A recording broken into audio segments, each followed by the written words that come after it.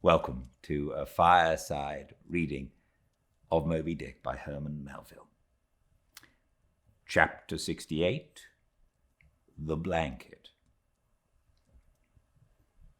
I have given no small attention to that not unvexed subject, the skin of the whale.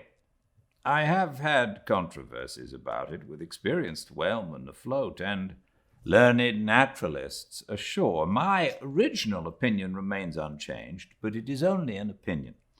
The question is, what and where is the skin of the whale? Already you know what blubber is. That blubber is something of the consistence of firm, close-grained beef, but tougher, more elastic and compact, and ranges from 8 to 10 or 12 to 15 inches in thickness.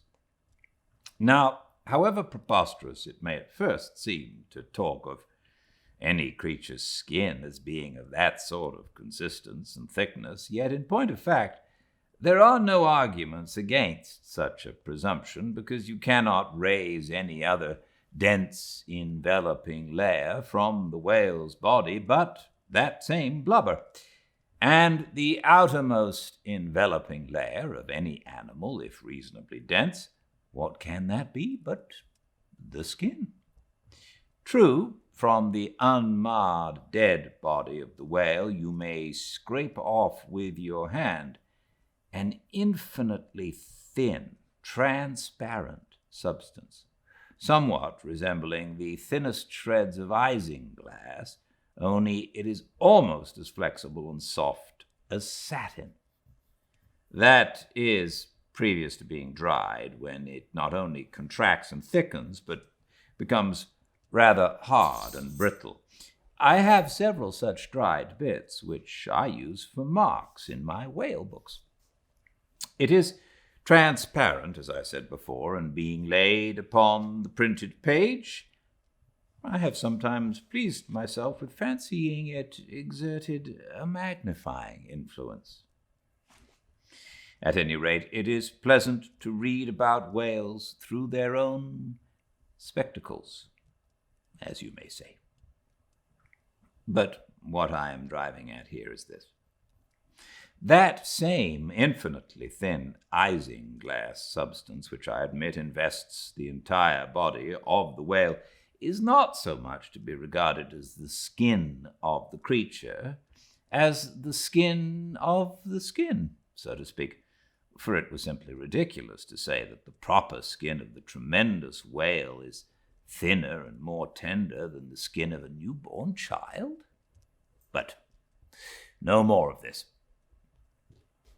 Assuming this blubber to be the skin of the whale, then when this skin, as in the case of a very large sperm whale, will yield the bulk of 100 barrels of oil, and when it is considered that in quantity, or rather weight, that oil in its expressed state is only 3/4 and not the entire substance of the coat, some idea may hence be had of the enormousness of that animated mass, a mere part of whose mere integument yields such a lake of liquid as that. Reckoning 10 barrels to the ton, you have 10 tons for the net weight of only 3/4 of the stuff of the whale's skin.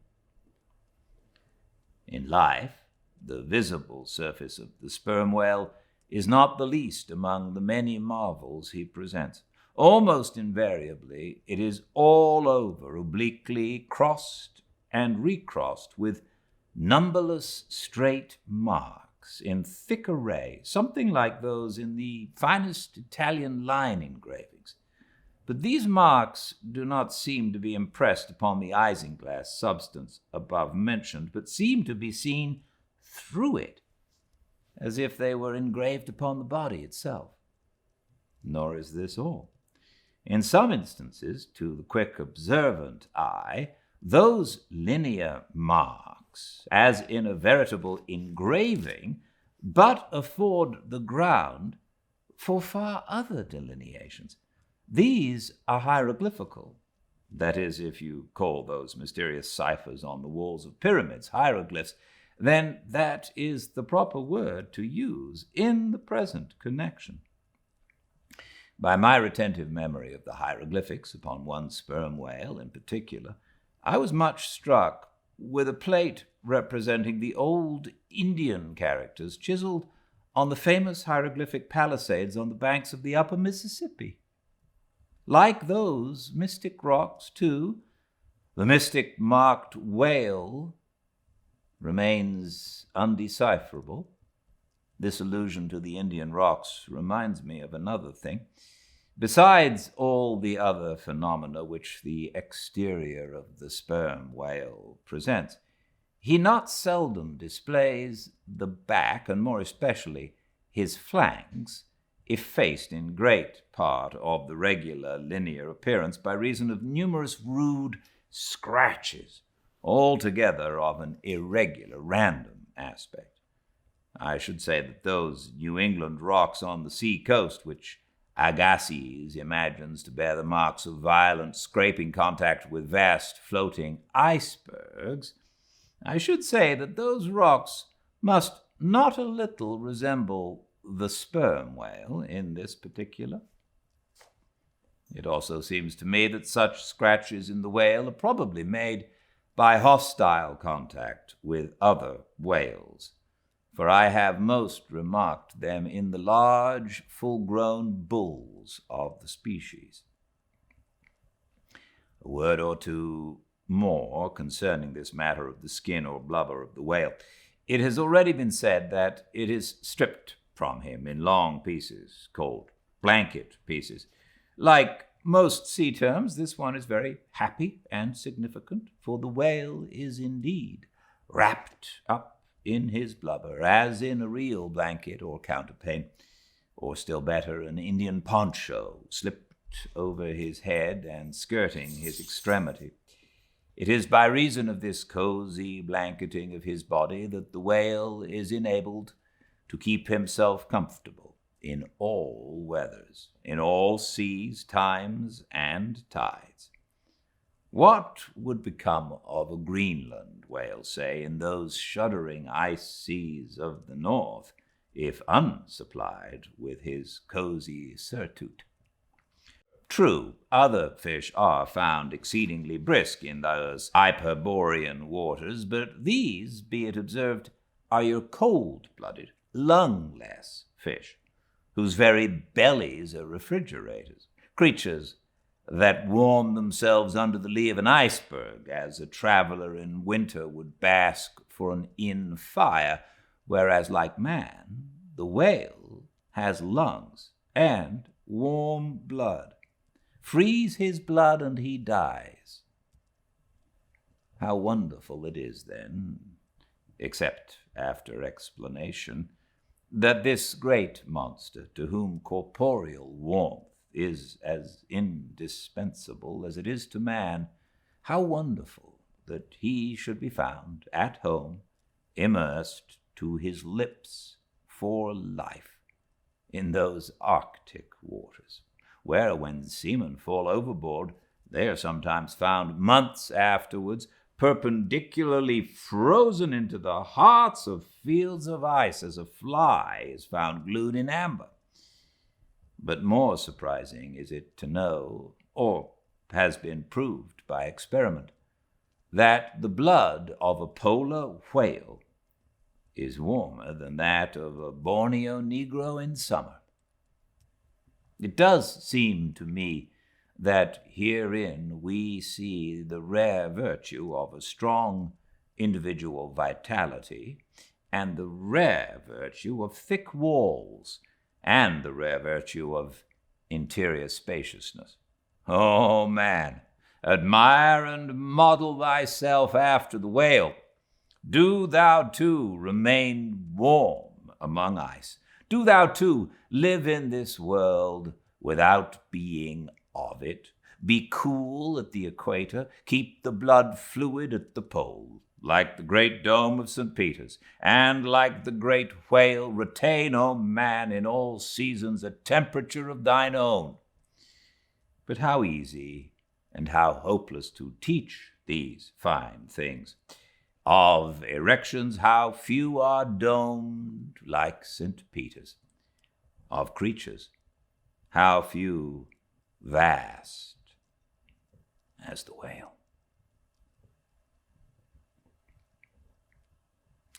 Chapter 69. The Funeral. Haul in the chains, let the carcass go astern. The vast tackles have now done their duty. The peeled white body of the beheaded whale flashes like a marble sepulchre. Though changed in hue, it has not perceptibly lost anything in bulk. It is still colossal. Slowly it floats more and more away, the water round it torn and splashed by the insatiate sharks, and the air above vexed with rapacious flights of screaming fowls whose beaks are like so many insulting poniards on the whale. The vast white headless phantom floats further and further from the ship, and every rod that it so floats, what seem square roods of sharks and cubic roods of fowls augment the murderous din. For hours and hours from the almost stationary ship that hideous sight is seen. Beneath the unclouded and mild azure sky, upon the fair face of the pleasant sea, wafted by the joyous breezes, that great mass of death floats on, till lost in infinite perspectives. There's a most doleful and most mocking funeral. The sea vultures all in pious mourning, the air sharks all punctiliously in black or speckled. In life but few of them would have helped the whale, I ween, if peradventure he had needed it. But upon the banquet of his funeral they most piously do pounce. O horrible vulturism of earth, from which not the mightiest whale is free. Nor is this the end. Desecrated as the body is, a vengeful ghost survives and hovers over it to scare. Espied by some timid man of war or blundering discovery vessel from afar, when the distance obscuring the swarming fowls nevertheless still shows the white mass floating in the sun and the white spray heaving high against it, straightway the whale's unharming corpse with trembling fingers is set down in the log. Shoals, rocks, and breakers hereabouts, beware! And for years afterwards, perhaps, ships shun the place, leaping over it as silly sheep leap over a vacuum, because their leader originally leaped there when a stick was held. There's your law of precedents. There's your utility of traditions. There's the story of your obstinate survival of old beliefs never bottomed on the earth, and now not even hovering in the air. There's orthodoxy. Thus, while in life the great whale's body may have been a real terror to his foes, in his death his ghost becomes a powerless panic to the world. Are you a believer in ghosts, my friend? There are other ghosts than the Cock Lane one, and far deeper men than Dr. Johnson who believe in them.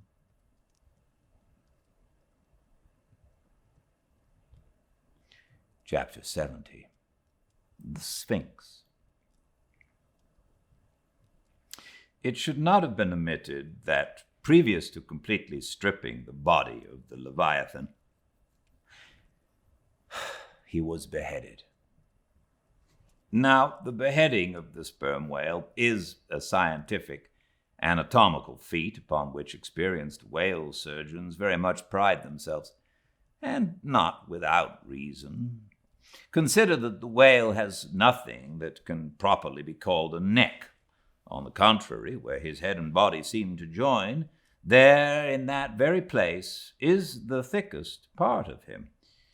Remember also that the surgeon must operate from above, some 8 or 10 feet intervening between him and his subject, and that subject almost hidden in the discolored, rolling, and oftentimes tumultuous and bursting sea.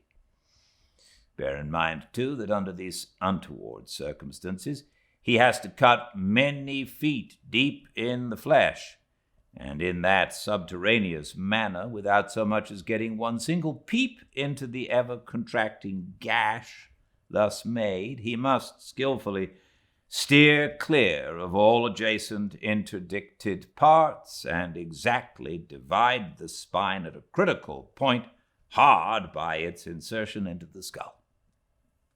Do you not marvel, then, at Stubbs' boast that he demanded but 10 minutes to behead a sperm whale? When first severed, the head is dropped astern and held there by a cable till the body is stripped. That done, if it belonged to a small whale, it is hoisted on deck to be deliberately disposed of. But with a full-grown leviathan, this is impossible, for the sperm whale's head embraces nearly 1/3 of his entire bulk, and completely to suspend such a burden as that, even by the immense tackles of a whaler, this were as vain a thing as to attempt weighing a Dutch barn in jewelers' scales. The Pequod's whale being decapitated and the body stripped, the head was hoisted against the ship's side, about halfway out of the sea, so that it might yet in great part be buoyed up by its native element. And there, with the strained craft steeply leaning over to it by reason of the enormous downward drag from the lower masthead, and every yard arm on that side projecting like a crane over the waves, there, that blood-dripping head hung to the Pequod's waist, like the giant Holofernes's from the girdle of Judith. When this last task was accomplished, it was noon, and the seamen went below to their dinner. Silence reigned over the before tumultuous, but now deserted deck. An intense copper calm, like a universal yellow lotus, with more and more unfolding its noiseless measure leaves upon the sea. A short space elapsed, and up into this noiselessness came Ahab, alone, from his cabin. Taking a few turns on the quarter-deck, he paused to gaze over the side. Then, slowly getting into the main chains, he took Stubbs' long spade, still remaining there after the whale's decapitation, and striking it into the lower part of the half-suspended mast, placed its other end crutchwise under one arm, and so stood, leaning over with eyes attentively fixed on the head. It was a black and hooded head, and hanging there in the midst of so intense a calm, it seemed the sphinxes in the desert. "Speak, thou vast and venerable head," muttered Ahab, "which though ungarnished with a beard, yet here and there lookest hoary with mosses. Speak, mighty head, and tell us the secret thing that is in thee." Of all the divers thou hast dived the deepest. That head upon which the upper sun now gleams has moved amid this world's foundations, where unrecorded names and navies rust, and untold hopes and anchors rot, where in her murderous hold this frigate earth is ballasted with bones of millions of the drowned. There in that awful waterland, there was thy most familiar home. Thou hast been where bell or diver never went, hast slept by many a sailor's side, where sleepless mothers would give their lives to lay them down. Thou sawest the locked lovers when, leaping from their flaming ship, heart to heart they sank beneath the exulting waves, true to each other when heaven seemed false to them. Thou sawest the murdered mate when tossed by pirates from the midnight deck. For hours he fell into the deeper midnight of the insatiate maw, and his murderers still sailed on unharmed, while swift lightnings shivered the neighboring ship that would have borne a righteous husband to outstretched, longing arms. O head, thou hast seen enough to split the planets and make an infidel of Abraham, and not one syllable is thine. "Sail ho!" cried a triumphant voice from the mainmast head.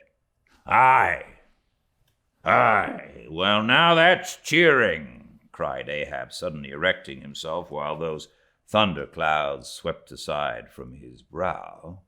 "That lively cry upon this deadly calm might almost convert a better man. Where away?" "3 points on the starboard bow, sir, and bringing down her breeze to us." "Better and better, man. Would now St. Paul would come along that way, and to my breezeless nest bring his breeze. O nature and O soul of man, how far beyond all utterance are your linked analogies! Not the smallest atom stirs or lives on matter, but has its cunning duplicate in mind.